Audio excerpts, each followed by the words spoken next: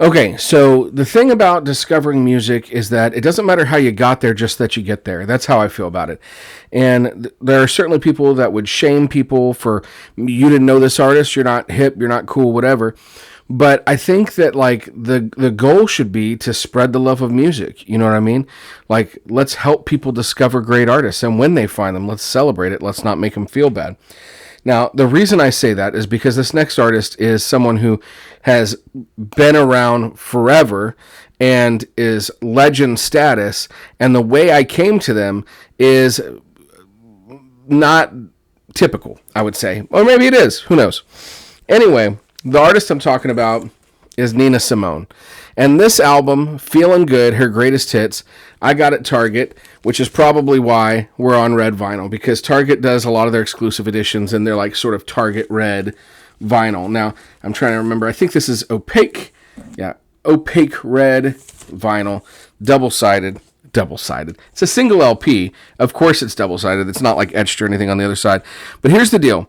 Here's the track list on this, right? Feeling Good, I Put a Spell on You, Black is the Color of My True Love's Hair, Sea Line Woman, Don't Let Me Be Misunderstood, Ne Me Quitte Pas, and I'm sure I mispronounced that because I don't speak French. I'm sorry, Finny.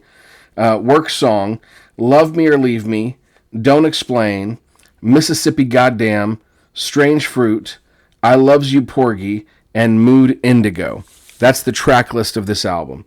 So I came to a lot of these songs in ways that were not through Nina Simone. But when I was looking for a Nina Simone Greatest Hits album to own and make part of my collection so that I could learn to love her even more, I found one that had the songs I wanted, right? So, for instance, Feeling Good. The first time I ever heard that song in a way that caught my attention was Michael Buble. He killed it, right? But, of course, Nina Simone, totally different vibe, but her own powerful, amazing self, and I love having her version of it. I Put on a Spell on You. I grew up with Hocus Pocus, so I heard Bette Midler do it. But again, Nina Simone's version, very different, phenomenal. All right. On side 2, Don't Explain. Now, this is the song that is not on every compilation, but that I had to have, because the first time I heard that song was on Herbie Hancock's Possibilities album, and it was Herbie Hancock with Damien Rice and Lisa Hannigan. And it is hauntingly beautiful, an amazing song. But that's when I found out that Nina Simone had done that song. It was a Nina Simone song, and I went back and listened to hers. And again, so beautiful. There's this quality to her singing on that song that is incomparable. Mississippi Goddamn and Strange Fruit, two of the most powerful songs about race. Strange Fruit, I'm more familiar with Billie Holiday's version than Nina Simone's, but glad to have it. And I Loves You Porgy, and you can't go wrong with these tracks. So what's interesting is you'll see, because I'm about to do a bunch of these sort of jazz artists for the next few days. A lot of them I'm getting from a specific series, and Nina does have an album in that series.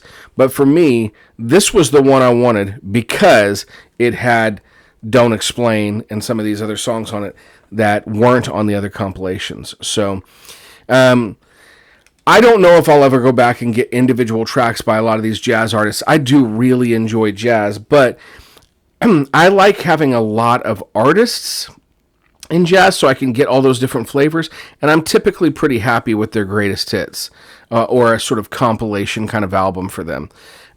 Nina Simone is one of those that I'm so glad to have. If you don't have any Nina Simone in your collection, you really need to do yourself a favor and get some.